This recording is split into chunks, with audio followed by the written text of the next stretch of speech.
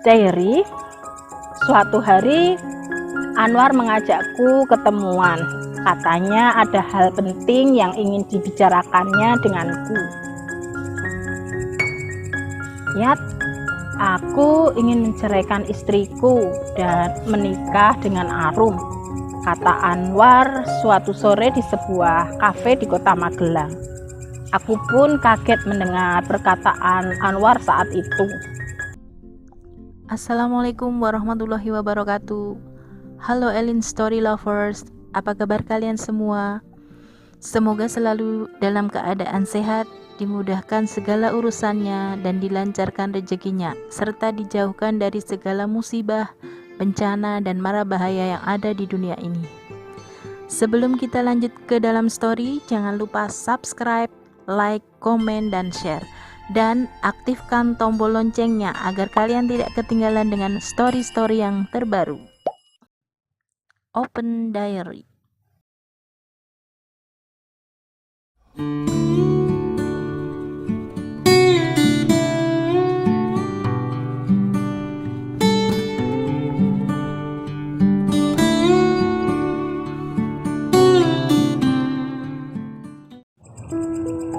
Assalamualaikum warahmatullahi wabarakatuh. Halo Elin Story Lovers, apa kabar kalian hari ini? Pada kesempatan kali ini saya akan membawakan sebuah kisah yang dikirim oleh Mas Dayat di Magelang, Jawa Tengah. Perkenalkan, namaku Dayat. Aku tinggal di sebuah desa di wilayah Magelang, Jawa Tengah. Marak pemberitaan di media sosial mengenai fenomena mengganggu istri atau suami orang membuatku teringat pada kasus yang dialami sahabat karibku.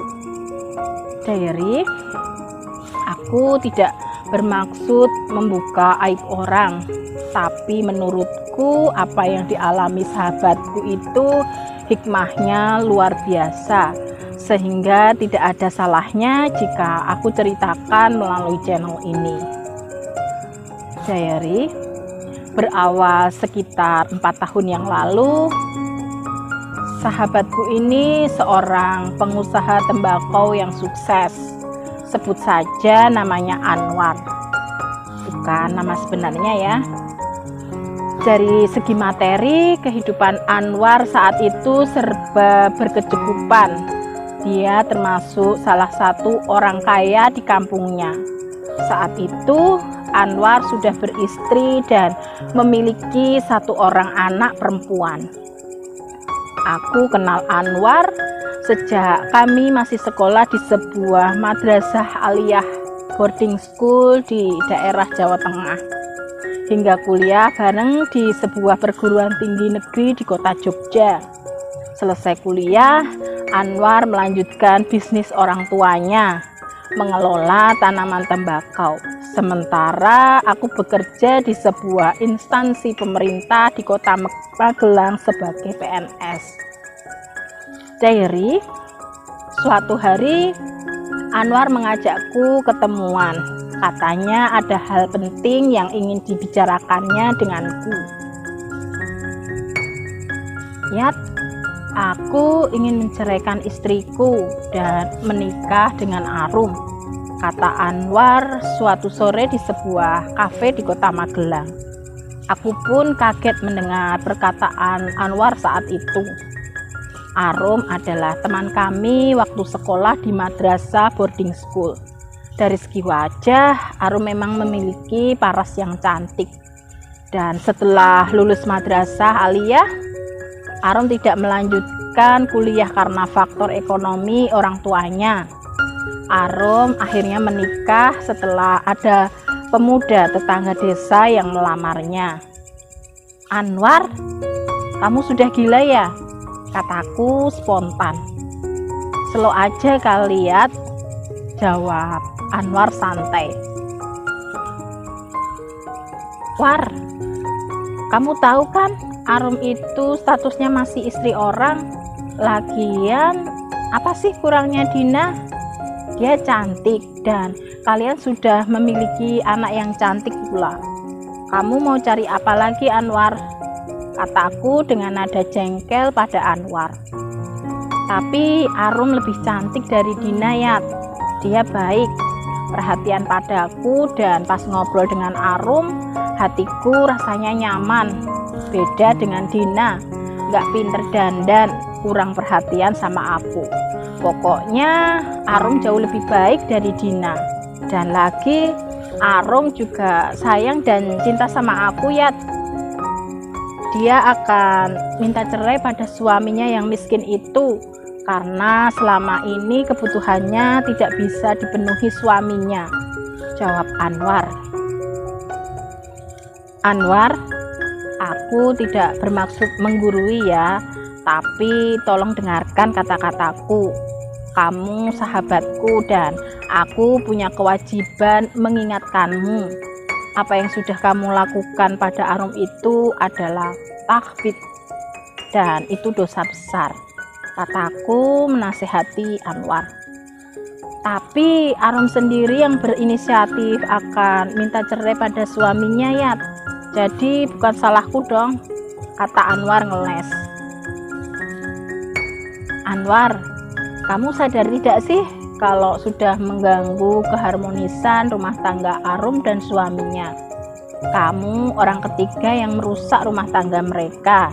Dan lagi, War, kamu membandingkan Dina dengan Arum karena sudah tahu kekurangan Dina. Dan ingat, War, Dina juga sudah tak tahu kekuranganmu dan mau menerima kekuranganmu. Sementara Arum belum tahu kekuranganmu. Dan kamu pun belum tahu kekurangan Arum. Dan saat ini yang kalian saling lihat hanya sisi kebaikan dan kelebihannya saja karena masih dalam masa PDKT. Dan suatu saat nanti kalau sudah saling tahu kekurangan masing-masing, belum tentu nanti kalian mau saling menerima. Ingat satu hal ya Anwar, sahabatku, Nabi Muhammad SAW tegas menyatakan bahwa pengganggu istri orang dilaknat oleh Tuhan dan nanti hidupmu akan susah. Tolong diingat baik-baik kata-kataku ini. Lanjutku semakin kesal dan jengkel dengan niat Anwar. Sudahlah Yat, tidak usah ceramah, tekadku sudah bulat. Aku akan menceraikan Dina dan menikahi Arum, kata Anwar tegas.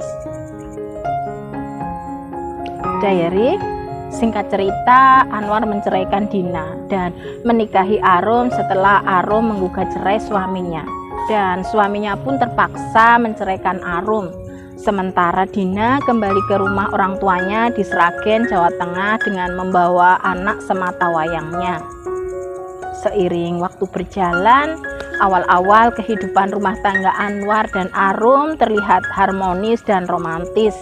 Namun setelah sekitar 4 tahun berjalan, aku mendengar berita yang kurang sedap dari Tony, teman kantorku yang kebetulan rumahnya satu kampung dengan Anwar, terkait kehidupan rumah tangga Anwar dengan Arum yang sering diwarnai pertengkaran dan juga bisnis tembakonya yang mulai bangkrut. Dan kembali Anwar menghubungi aku untuk ketemuan seperti 4 tahun yang lalu. Ada hal penting yang mau dibicarakannya denganku, katanya. Hal penting apa yang ingin kamu bicarakan, War? Tanyaku saat kami sudah menempati sebuah meja di sudut ruang sebuah kafe. Aku sangat menyesal, Yat, jawab Anwar singkat. Menyesal soal apa? Tanyaku lagi. Seandainya dulu aku mau mendengar nasihatmu, Yat, mungkin nasibku tidak seperti sekarang ini, jawab Anwar lagi. Maksudnya gimana, War? Aku belum paham dengan arah pembicaraanmu, tanyaku lagi. Soal Arum, Yat, benar kata-katamu dulu. Di awal pernikahanku dengan Arum, kehidupan rumah tangga kami memang terasa bahagia. Mungkin karena hasrat kami sudah bisa tercapai. Namun hari-hari berikutnya kami malah sering cekcok. Banyak hal yang menjadi pemicunya. Yang jelas kami tidak bisa menerima kekurangan kami masing-masing. Yang kami ketahui setelah beberapa bulan menjalani kehidupan rumah tangga. Arum orangnya malas, judes. Dia juga suka main perintah dan sering minta dibelikan baju dan tas-tas mahal. Sering ngajak piknik keluar kota serta minta dibelikan perhiasan yang mahal. Kalau tidak dituruti, dia akan marah-marah. Alasannya, dulu aku sudah janji akan memenuhi semua keinginannya. Padahal kamu tahu sendiri ya, akhir-akhir ini bisnis tembakauku sering gagal panen. Aku sendiri bingung kenapa tanaman tembakau milikku sering kena hama ulat pucuk tembakau dan juga banyak tanaman tembakau yang busuk saat ada curah hujan yang tinggi. Padahal sebelumnya tidak pernah seperti itu. Akhirnya aku jual lahan tanaman tembakauku ya untuk memenuhi semua permintaan Arum, jelas Anwar. Aku terdiam mendengar penjelasan Anwar. Meskipun dulu dia tidak mau mendengar nasihatku, tapi aku juga prihatin dengan kehidupan rumah tangga Anwar saat ini. Informasi dari Tony ternyata benar.